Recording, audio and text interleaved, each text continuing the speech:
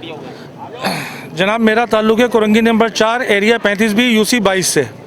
आज से तकरीबन 1.5 महीने पहले जिलानी साहब ने हमसे आके मीटिंग करी थी हमारे एरिए में, सिर्फ और सिर्फ चाइना कटिंग के 400 प्लॉटिंग के लिए, कि हम आपकी लाइन में से जो है कनेक्शन मार के उनको देंगे। हम लोगों ने साफ मना कर दिया था, क्योंकि हमें सिर्फ और सिर्फ उस लाइन में से 2 डेज़ पानी मिलता है, पीर और जुमेरात, वो भी हद है 10 से 12 घंटे हमारे लिए पानी खोला जाता है।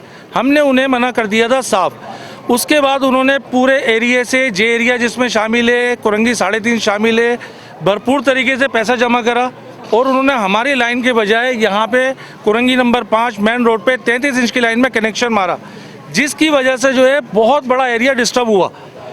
तमाम की तमाम 6 यूसी हमारी डिस्टर्ब हो गई, जिसमें कहीं पानी नहीं आ रहा, जिसे तकरीबन 10 दिन हो गए।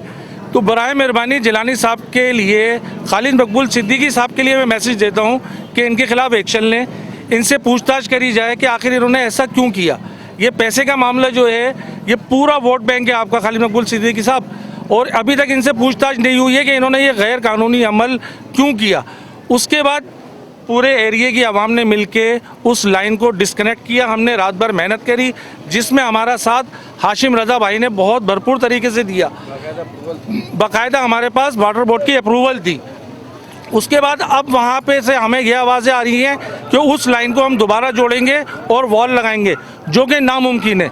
हम ये काम किसी कीमत पे भी नहीं करने देंगे। और अभी तक हमारा कुरंगी नंबर 4 का एरिया 35B, वहाँ पे एक बूंद कतरा पानी नहीं खोला जा रहा। जुल्म सितम की इंतहा हो गई है। मैं जिलानी साहब को वार्न कर रहा हूँ कि आवाम को आपस में ना लड़ाएं, नहीं तो ये बहुत बड़ी खूनरेजी का अमल भी हो सकता है आपकी इस हरकत की वजह से। शुक्रिया।